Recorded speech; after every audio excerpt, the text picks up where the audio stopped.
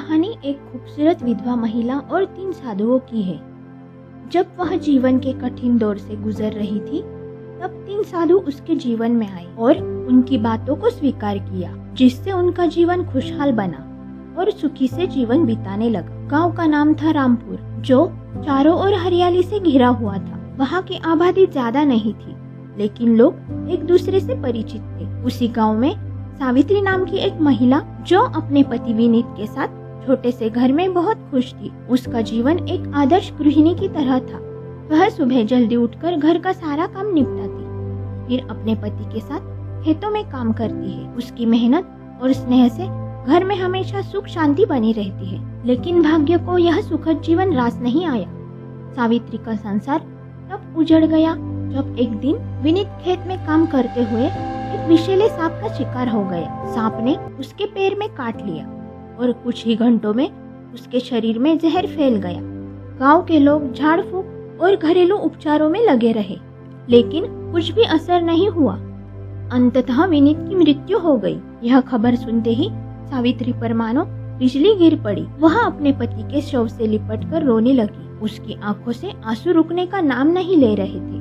गांव की महिलाएं उसे समझाने आई, लेकिन उसकी हालात देख सबका मन द्रवित हो गया। उसका पूरा संसार ही खत्म हो चुका था। वह सोच भी नहीं सकती थी कि अब उसके जीवन का क्या होगा। उसकी दुनिया का केंद्र ही छीन गया था। पति की मृत्यु के बाद सावित्री के लिए दुनिया पूरी तरह बदल गई। पहले जो रिश्तेदार और पड़ोसी उसे सम्मान देते थे, वही अब उससे दूरी बनाने लगे। एक विधवा का जीवन कितना कठिन हो सकता है, यह अब उसे समझ में आने लगा। गांव में कुछ लोगों ने उसे सहानुभूति दिखाई, लेकिन अधिकतर लोगों ने उसे मनहूस मान लिया। अब वह अकेली थी, असहाय थी, और गांव में ऐसी मान्यता थी कि किसी स्त्री के विधवा होने का कारण केवल उसके पिछले जन्म के पाप होते हैं। गांव के कुछ अधड़ पुरुष उसे घृणित नजरों से देखने लगे। पहले जो उसे सम्मान देते थे, अब वही उसे हवस की नजरों से घूरते। वे उसकी लाचारी का फायदा उठाने की कोशिश करते। एक दिन जब सावित्री अपनी जर्जर झोपड़ी के बाहर बैठी थी,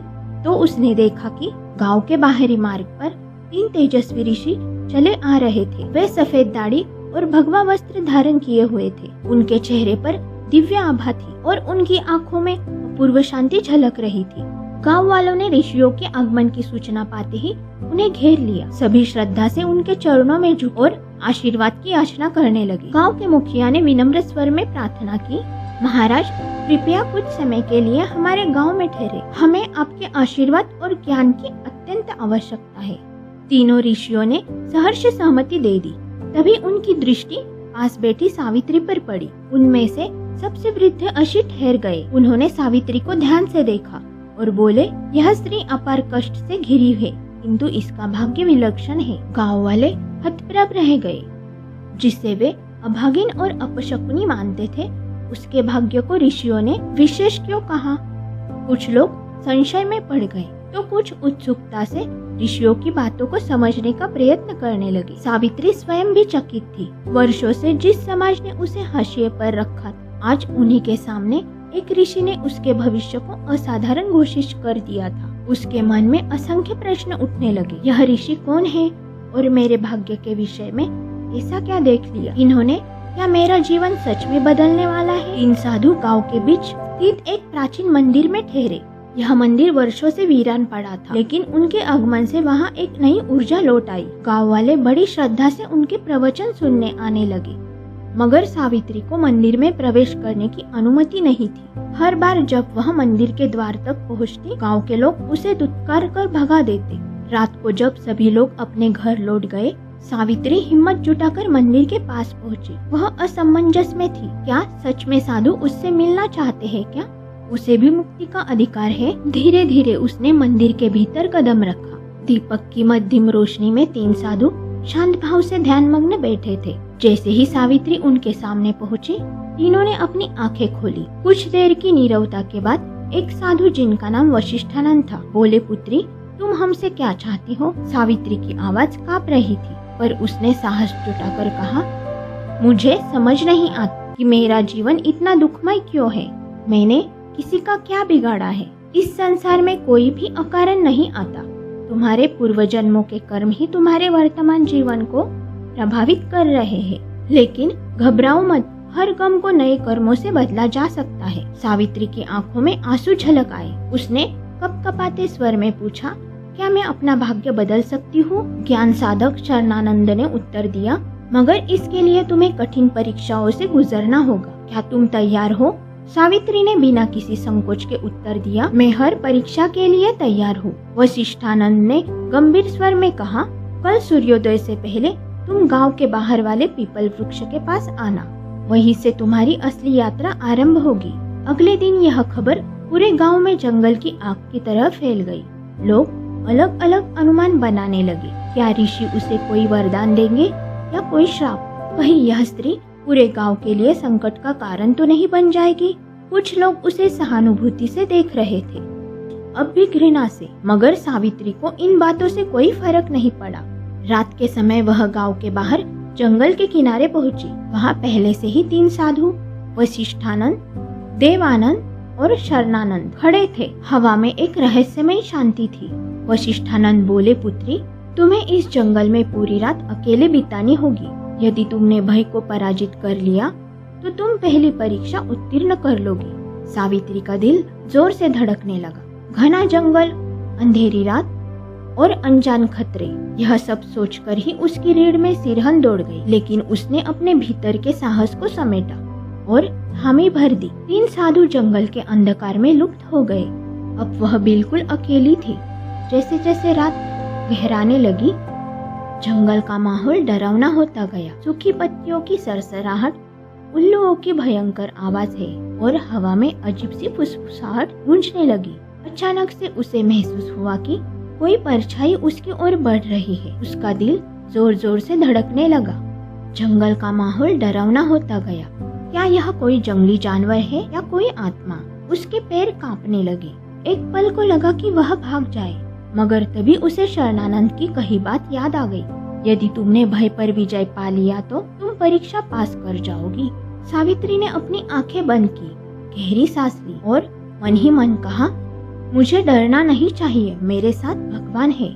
मेरा भय केवल मेरे भीतर है, बाहर कुछ नहीं है। धीरे धीरे परछाई धुंधली होने लगी और कुछ ही क्षणों में विलीन हो गई। जंगल अब भी रहस्यमय था, मगर सावित्री के भीतर का भय जैसे जलकर राख हो गया। पूरी रात वह अपने डर से जूझती रही, लेकिन हर बार उसने अपने मन को शांत किया, अपनी भीतर की रोशनी को जलाए रखा। सुबह की पहली किरण के साथ सावित्री ने राहत की सांस ली। जब वह उठी तो महसूस हुआ जैसे उसने कोई नया जन्म लिया। कुछ ही क्षणों में 3 साधु उसके सामने आ खड़े।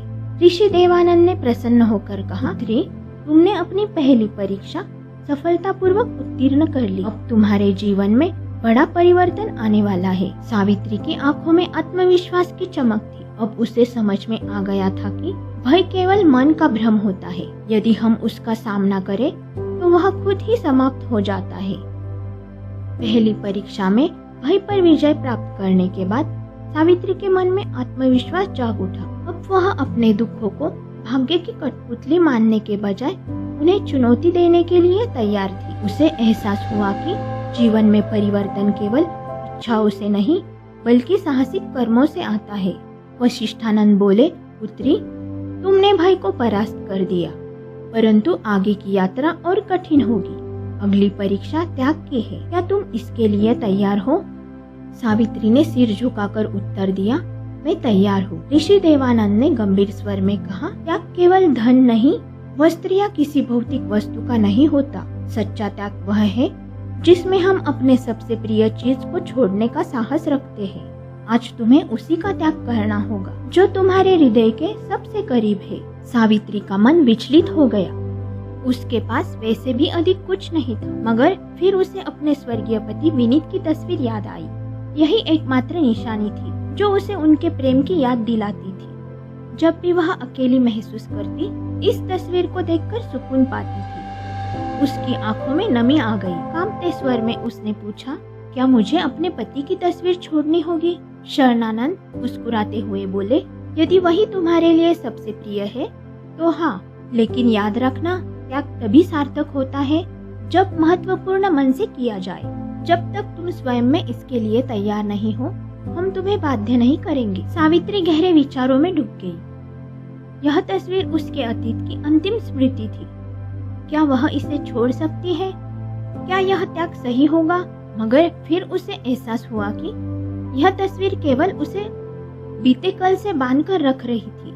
वह हर रोज उसे देखकर उसी दर्द में डूबी रहती, उसी अधूरे प्रेम की पीड़ा को दोहराती। यदि उसे आगे बढ़ना है, यदि उसे अपने जीवन को नए सिरे से संवारना है, तो उसे अतीत से मुक्त होना ही होगा। उसने अपनी आंखें बंद की, गहरी सांस ली और फिर दृढ़ स्वर में कहा, मैं तैयार हूँ। वशिष्ठानंद बोले, तो जाओ और इस तस्वीर को गांव के तालाब में प्रवाहित कर दो। सावित्री गांव लौटी और अपनी झोपड़ी में जाकर एक पुराने संदूक को धीरे से खोला। उसके भीतर वर्षों से सहेजी गई एकमात्र निशानी थी, उसके स्वर्गीय पति विनीत की। उसके स्वर्गीय पति विनीत की तस्वीर कांपते हाथों से उसने उसे निकाला और गहरे भाव से निहारा। उसकी आंखों में आंसू थे, मगर मन में संकल्प था। गांव के कुछ लोगों ने उसे तालाब की ओर जाते देखा और फुसफुसाने लगे, यह पागल हो गई है, अपने पति की निशानी क्यों फेंक रही है? कहीं इन ऋषियों ने इसे भ्रमित तो नहीं कर दिया? लेकिन सावित्री ने किसी की भी ओर ध्यान नहीं दिया। वह धीरे धीरे तालाब के किनारे पहुंची, जहां पानी की लहरें शांत थी। उसने तस्वीर को दोनों हाथों में थामा और एक आखिरी बार उस चेहरे को देखा जिससे उसका पूरा जीवन बंधा हुआ था। यह केवल एक तस्वीर नहीं थी, यह उसके सुख, उसके दर्द और उसके अतीत का प्रतीक थी। धीरे धीरे उसने तस्वीर को जल में प्रवाहित कर दिया। जैसे ही तस्वीर पानी में डूबी, उसे महसूस हुआ कि वर्षों से जो एक अदृश्य भार उसके हृदय पर था, वह अब समाप्त हो गया। एक अजीब हल्कापन उसके भीतर भर गया, मानो वह किसी अदृश्य बेड़ियों से मुक्त हो गई हो। अब वह केवल अपने भविष्य की ओर देखना चाहती थी। जब वह जंगल लौटी, तीनों साधु वशिष्ठानंद, देवानंद और शरणानंद पहले से ही वहाँ उसका इंतजार कर रहे थे। उनकी आंखों में संतोष झलक रहा था। देवानंद बोले, तुमने त्याग की परीक्षा भी सफलतापूर्वक उत्तीर्ण की। अब तुम उस बंधन से मुक्त हो चुकी हो जो तुम्हें अतीत से जुड़े हुए था। सावित्री ने महसूस किया कि उसका मन पहले से अब अधिक शांत और मुक्त था। वह मुस्कुराई, एक ऐसी मुस्कान जो आत्मविश्वास और दृढ़ता से भरी थी। शरणानंद ने गंभीर स्वर में कहा, अब तुम्हारी अंतिम और सबसे कठिन परीक्षा शेष है। यह परीक्षा न केवल तुम्हारी शक्ति को परखेगी, बल्कि तुम्हारे आत्मज्ञान को भी उजागर करेगी। सावित्री ने बिना किसी संकोच के सिर झुकाया और दृढ़ स्वर में कहा, मैं तैयार हूँ। तीनों साधु सावित्री को लेकर एक ऊंची पहाड़ी पर स्थित प्राचीन मंदिर में पहुँचे। यह मंदिर कभी महान तपस्वियों की साधना स्थली था, मगर अब वहाँ वीरानी छाई थी। हवाओं में रहस्य था, वातावरण में एक गहरी शांति। वशिष्ठानंद ने मंदिर के द्वार पर खड़े होकर कहा, अब तुम्हारी आत्मा की परीक्षा होगी। तुमने भय और मोह को त्याग दिया, लेकिन अब तुम्हें यह सिद्ध करना होगा कि तुम केवल अपने लिए नहीं, बल्कि दूसरों के लिए भी जी सकती हो। सावित्री ने प्रश्न किया, मुझे क्या करना होगा? देवानंद गंभीर स्वर में बोले, गांव में एक वृद्ध महिला रहती है जिसका कोई सहारा नहीं है। वह बीमार और भूखी रहती है। तुम्हें अपनी झोपड़ी उसे सौंपनी होगी और अपना सारा भोजन भी उसे अर्पित करना होगा। सावित्री चौंक गई। उसकी झोपड़ी भले ही छोटी थी, मगर वही उसकी एकमात्र शरण थी। वह अपना घर छोड़कर कहाँ जाएगी? इससे पहले ही वह कुछ कहती, शरणानंद आगे बोले, इसके बाद तुम्हें 7 दिन जंगल में रहकर तपस्या करनी होगी, बिना भोजन और जल के। यह परीक्षा तुम्हारे धैर्य, संकल्प और समर्पण की होगी। यदि तुम इसे पूरा कर लेती हो, तो तुम्हारी आत्मा सच्ची मुक्ति की ओर बढ़ेगी। सावित्री स्तब्ध रह गई। अब तक की परीक्षाएं कठिन थी, मगर यह परीक्षा असंभव लग रही थी। क्या वह अपना घर और भोजन छोड़ सकती थी? क्या वह 7 दिन बिना कुछ खाए पिए जीवित रह सकेगी? मगर फिर उसे ऋषियों की बातें याद आई।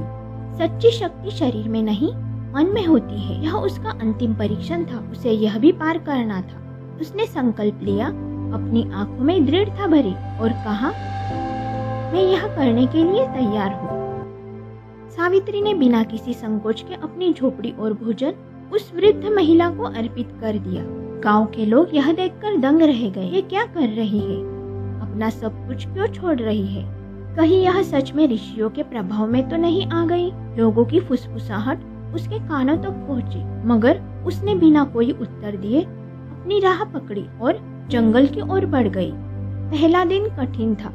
भूख उसकी चेतना को झकझोर रही थी, मगर उसने अपने विचारों को भटकने नहीं दिया। वह एक वृक्ष के नीचे बैठकर ध्यान में लीन हो गई।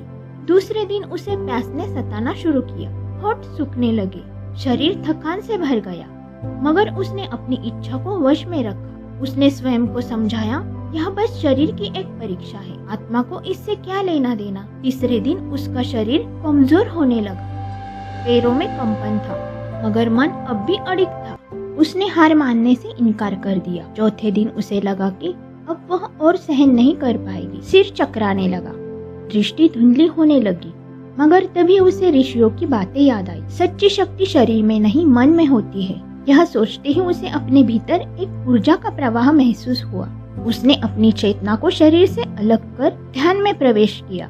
5वें और 6ठे दिन तक वह पूरी तरह ध्यान में डूब चुकी थी। अब उसे भूख प्यास का अनुभव ही नहीं हो रहा था। यह कोई साधारण अवस्था नहीं थी, यह आत्मा की गहराई में उतरने की स्थिति थी। 7वें दिन जब सूरज उगा तो कुछ अद्भुत हुआ। सावित्री की आत्मा एक नई ऊर्जा से भर उठी। उसे ऐसा प्रतीत हुआ कि वह अब केवल एक अधारण स्त्री नहीं रही है, बल्कि किसी दिव्य शक्ति से जुड़ चुकी है।